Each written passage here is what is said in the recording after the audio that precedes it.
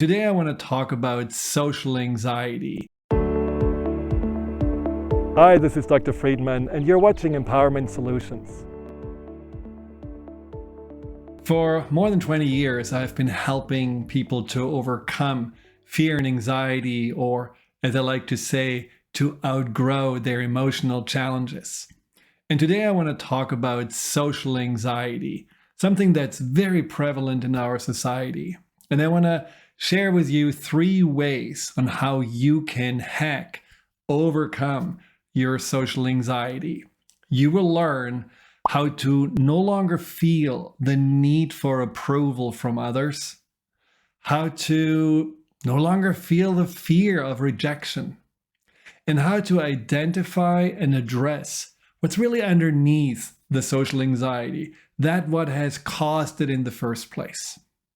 Now, what is social anxiety?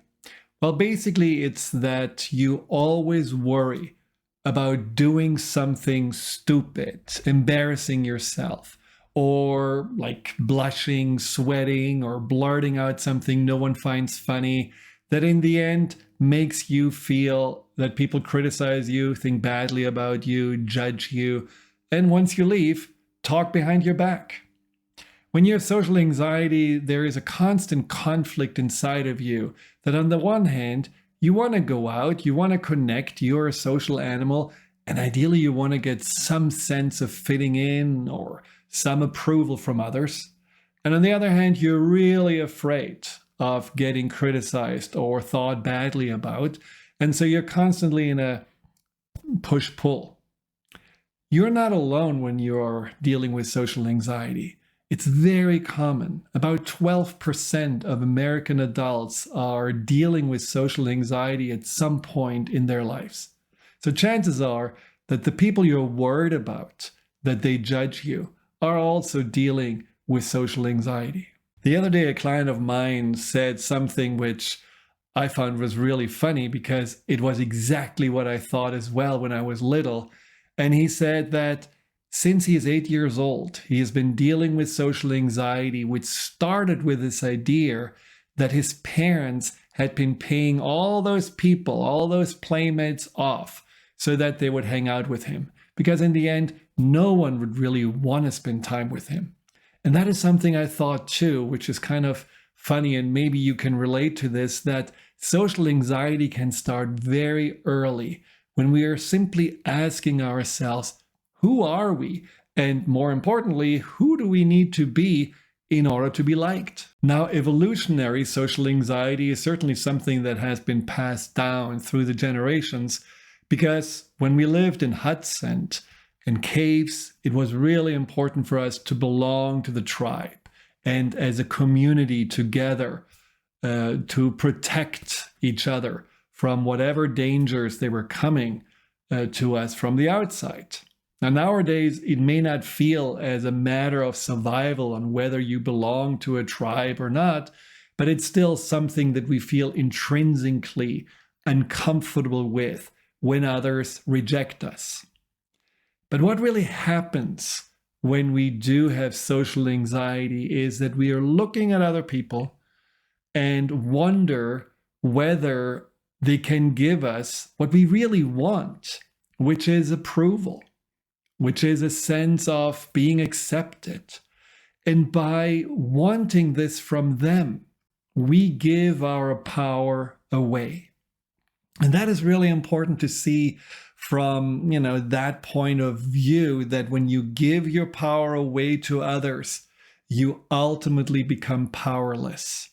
And this is the first step to overcome social anxiety, to ask yourself on whether you want to be responsible for feeling that others' approvals or acceptance give you, whether you want to feel good about yourself because of yourself, or if you want to always put this on others to do it for you. And giving your power away is ultimately something that makes you dependent all your life. Someone said that this social anxiety is like wanting to have the coin that people maybe put into your head that you're holding up there, please like me. And that coin has two sides. It has the side that we want, which is the approval. And it also has the other side, which is what we are afraid of, which is the negative opinion, the criticism, the rejection. So as long as you want that coin, you will always have to deal with both. You will always be more susceptible to the side that likes you or those people that may not really feel so keen about you. So being aware that there is a choice to make. Do I want to keep the power inside of me? And do I want to be in a place where I take responsibility for how I feel about myself? Is the starting point to no longer feel so dependent on other people's opinion about you. Now, how do you overcome that need to get approval from others?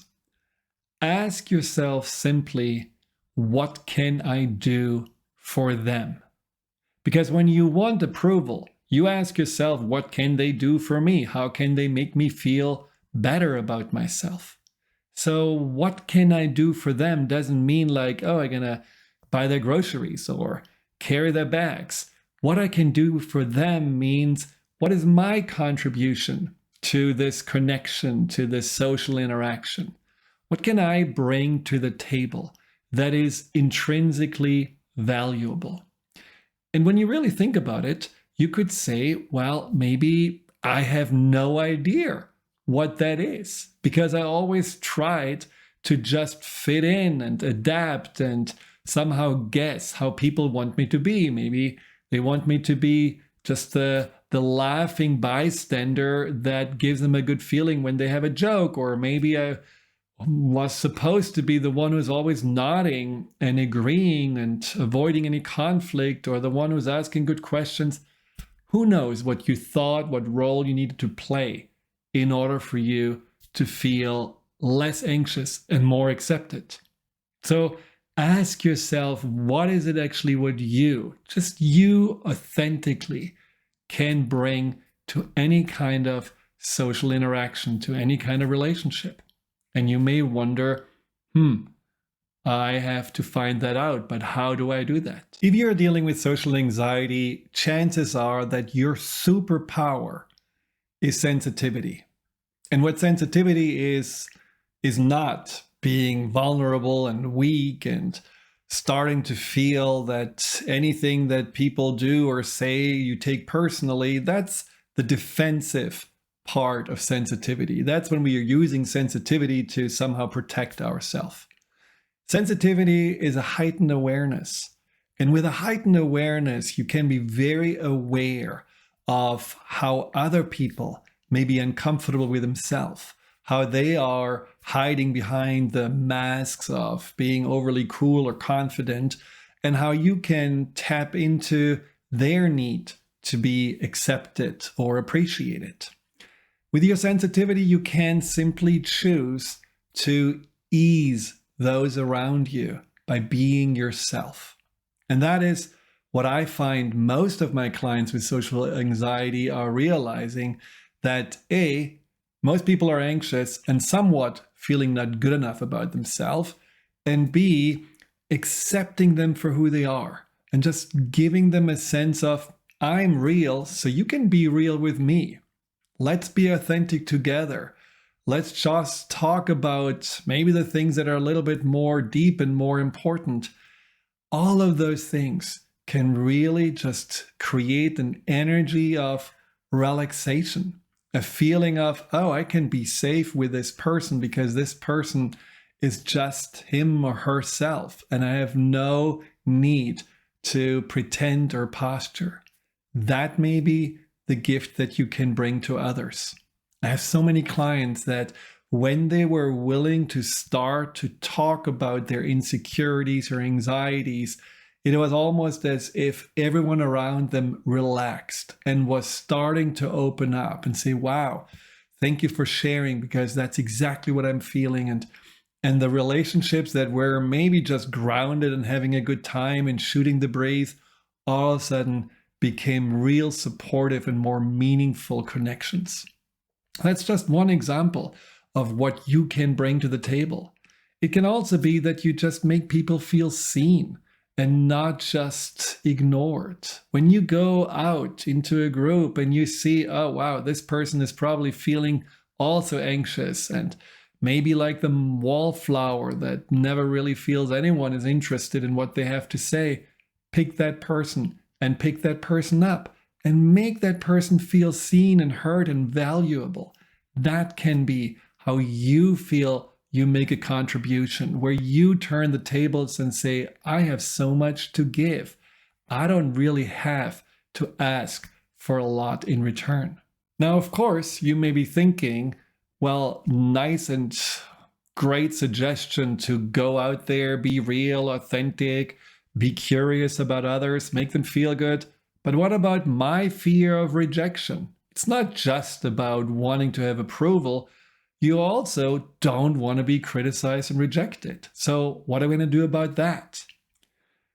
The fear of rejection is something that, again, comes right with that need to get something in return, positive feedback. You don't want to have negative feedback. But when you really think about what you do when you're afraid of rejection, is that you put more stake on the opinion of others than onto yourself. And that is absolutely unreasonable to do. And there's a reason why. Because we cannot see anyone for who they are. When you are looking at other people, all you see is what you are allowing yourself to see consciously and subconsciously. And that is only a fraction of the truth of that person. When you judge someone, you usually judge people based on your own experiences, your own filters, your own projections, and not because this is really who they are. I mean, how many times did you see someone and you just didn't like them because they reminded you of someone that maybe wasn't nice to you, or someone, a sibling that tortured you? And how many times were you judged, not for anything you did or anything that you are, but because someone was projecting their ideas of you onto you? We all running around with these filters. We don't really see very clearly. It would be overwhelming to see every detail and the entire truth of everyone around us. We just couldn't handle it. So our mind in its wisdom has installed all those little programs and filters that are generalizing and distorting and often deleting information. And so it's all just a made-up version of reality. So you cannot take any judgment from others personally, because it has 99% of the times to do with them and nothing with you. And that is also vice versa. When you judge someone, really hold yourself back and say, well, I actually don't know. I only have my own interpretation of what I see, and that is all on me and not really on that person. And that sets you free, because in the end, it's your life, it's your path, it's your choice to live it in the most fulfilling way. And always wondering how to avoid something like criticism or rejection certainly stifles you and certainly doesn't allow you to explore and expand into who you are. So remember, you don't have to take anybody's opinion personally. And the best way to practice this is not only to have this mantra inside, which is perception is projection, which basically means whatever we see is only a fraction of the truth. It is also wonderful to, when you get the feedback that you're not totally appreciated, liked, or someone actually does reject you or make even fun of you, that you're embracing it and that you're saying, wow, this is a great opportunity for me to practice to not let it in, to remind myself that's their opinion, to grow a thicker skin. It is a wonderful opportunity to even make yourself deliberately a little bit foolish and, go to a grocery store and ask if they are selling the refrigerator, and people look at you as if you're crazy, or go to a pizza store and go to a furniture store and ask for a pizza. The point is just that when you're realizing I actually get looked at as if there is something wrong with me, or I am actually blushing and people may see my moment of insecurity as something to judge, and the world is still spinning and I'm still okay and I still can feel good and at peace with myself. You desensitize yourself from that fear that in the end, as I said, is really unreasonable to have. Now, you may have been eye rolling since I've been talking because you tell yourself, well, not needing other people's approval and not being afraid of rejection is too good to be true because I actually don't like myself. I have no confidence. So how can I not take other people's opinion personally? And you're absolutely right. The core of social anxiety is not how you relate to others, but it's how you relate to yourself. And that is what you really need to focus on. So how can you know what caused inside of you this anxiety around other people?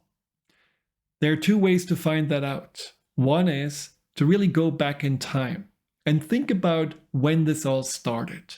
When did you feel for the first time that this natural desire to play with others, to connect, to learn to know each other, got somehow shaken up? Maybe there were friends that all of a sudden turned their back on you and made you feel like, you don't matter anymore. Or maybe you were saying something in class and the whole class was starting to laugh at you and you have no idea why that happened. Or maybe your favorite sibling, once that person became teenager, just started to put you down or tease you or maybe even ignore you. There may have been moments where your way of connecting to others got put into question. And that is what you want to write down. What happened? And then imagine that there are still some confusions and questions inside of you around this time. Am I really stupid? What I said, was that really laughable? Or did these friends find out something about me that I don't know? Am I really not a good friend? Do I deserve to be ignored or betrayed? And then imagine what you would answer to those questions. If you would be, like coming back from the future, talking to this younger self in those situations, what would you say? How would you comfort and uplift that younger self? For example, a client of mine had exactly that happen twice in middle school, that he said something that was actually really smart, but the whole class, including the teacher, starting to laugh at his answer. And when we revisited this, it was obvious that his answer was really smart and clever, very creative. And it was a positive laughing, not a negative laughing. And realizing that he is a clever, creative young man who actually has a lot to offer, made his younger self way feel better, and his adult self also much more open to put himself out there. So really try to set the record straight with yourself and realize that the past is always an open book that you can go back to, that you can learn from, but that you can also rewrite the story and not turn it against you, but make it something for you. And the second way to find out what's deep inside of you causing the social anxiety is to listening to your thoughts and maybe even writing down. When I think my friends or these people are judging me, I think they are seeing or thinking ... And then you find out, again, these vulnerabilities and insecurities that may have held you back and that may have been something that you haven't rectified for yourself. See, let's say you are a beautiful, beautiful singer and you know it, you have an amazing voice. And then someone would say, I think you're singing out of tune. I would just say, whatever, I don't believe a word of what you're saying because you are convinced of it. But if someone says, I think you're a little boring, that person may not even say it. You just think that they think that about you, and it hurts you. Well, on some level, you do believe that this is true. So whatever you imagine people could judge you for, or you're afraid to be judged for, it is something that you believe to be true. And so find out what are those limiting beliefs and then turn them around. Really realize that those beliefs are a choice, and you can always find enough evidence for the opposite belief to be true.